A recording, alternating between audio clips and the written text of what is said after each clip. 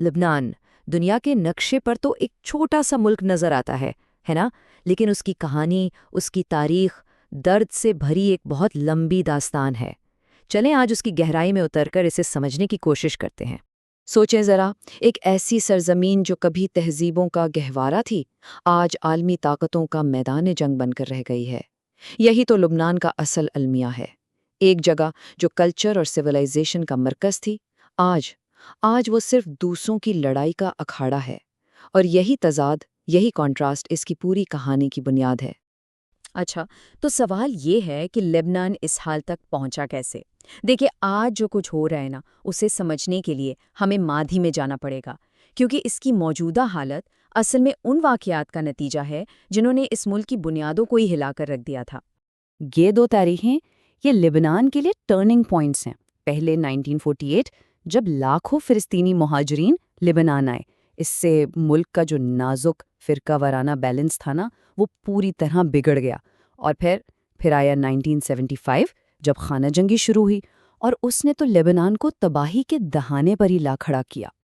اور یہی اصل نقطہ ہے۔ ان اندرونی مسائل کی وجہ سے باہر کی طاقتوں کو مداخلت کا کھلا موقع مل گیا۔ تو ہوا کیا؟ لبنان اب صرف لبنانیوں کا نہیں رہا، وہ ایک پراکسی میدان جنگ بن گیا، جہاں جنگ تو لڑی جا رہی تھی لیکن وہ دوسروں کی تھی۔ چلیں اب ذرا اس اثر و رسوخ کے جال کو سمجھنے کی کوشش کرتے ہیں۔ یہ ایک بہت ہی پیچیدہ ویب ہے جس میں کئی مقامی اور بین الاقوامی کردار شامل ہیں، اور ہر کوئی اپنا کھیل کھیل رہا ہے۔ تو اس کھیل میں ایک بڑا کھلاڑی ہے ایران۔ ایران نے لبنان میں اپنا اثر و رسوخ بڑھانے کے لیے ایک بہت واضح حکمت عملی اپنائی، اور اسی حکمت عملی کا سب سے اہم نتیجہ تھا حزب اللہ کی تشکیل۔ اور یہ سمجھنا ضروری ہے کہ یہ صرف لبنان تک محدود نہیں تھا، بلکہ یہ ایران کی پورے خطے میں اپنا اثر جمانے کی پالیسی کا ایک مرکزی ستون تھا۔ یہاں اگر معاملہ تھوڑا پیچیدہ ہو جاتا ہے۔ حزب اللہ کی ایک نہیں بلکہ دو شناختیں ہیں۔ ایک طرف تو اسے اسرائیل کے خلاف مزاحمت کی ایک بڑی علامت سمجھا جاتا ہے، خاص طور پر 2000 میں جب اسرائیلی فوج کو پیچھے ہٹنا پڑا۔ لیکن تصویر کا دوسرا رخ یہ ہے کہ اسی کی مسلح طاقت نے خود لبنان کی ریاست کو اندر سے کمزور کیا ہے، اور اس کی ایک بہت بڑی مثال 2006 کی تباہ کن جنگ ہے۔ اچھا، تو یہ تو ہوئی ایک سائڈ کی۔ اب کہانی کے دوسرے اہم کردار کی طرف آتے ہیں، اسرائیل۔ لبنان میں اسرائیل کا کیا کردار رہا ہے؟ کیا اس کے اقدامات صرف اپنے دفاع کے لیے تھے، یا یہ کھلی جارحیت تھی؟ اس کا جواب شاید ان واقعات میں ہے۔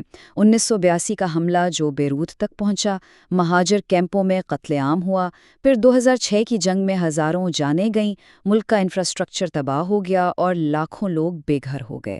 اب اسرائیل تو یہ کہتا ہے کہ یہ سب اس کی سیکیورٹی کے لیے ضروری تھا، لیکن اس کی سب سے بھاری قیمت ہمیشہ عام لبنانی عوام نے چکائی ہے۔ اور اس پوری تصویر میں امریکہ کا کردار بھی بہت مرکزی ہے۔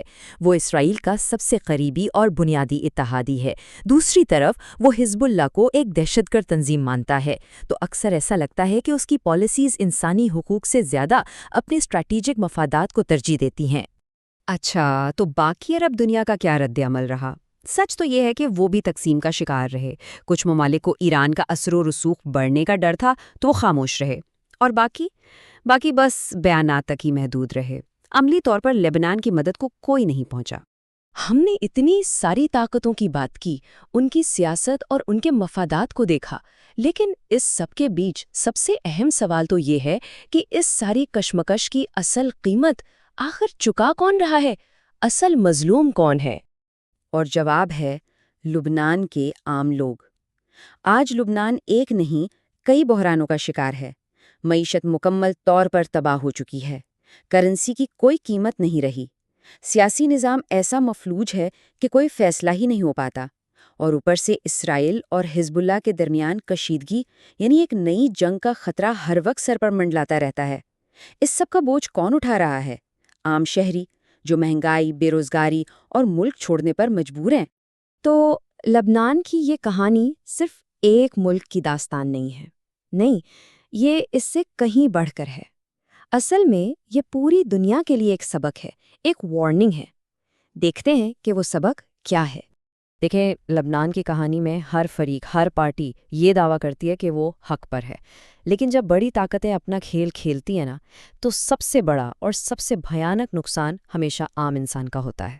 جیت کسی کی بھی ہو، ہارتا وہی ہے۔ اور یہ اقتباس اسے بہترین طریقے سے بیان کرتا ہے کہ لیبنان صرف ایک ملک نہیں، یہ ایک سبق ہے۔ یہ ایک آئینے کی طرح ہے جس میں دنیا اپنی سیاست، اپنی ترجیحات اور اپنی بے حسی کا چہرہ صاف صاف دیکھ سکتی ہے۔ تو آخر میں یہ پوری کہانی ہمیں ایک بہت بنیادی اور چبھتے ہوئے سوال کے ساتھ چھوڑ جاتی ہے، ایک ایسا سوال جو صرف لبنان کے بارے میں نہیں بلکہ ہم سب کی عالمی ترجیحات کے بارے میں ہے۔ کیا طاقت کا توازن انسانیت سے زیادہ اہم ہے؟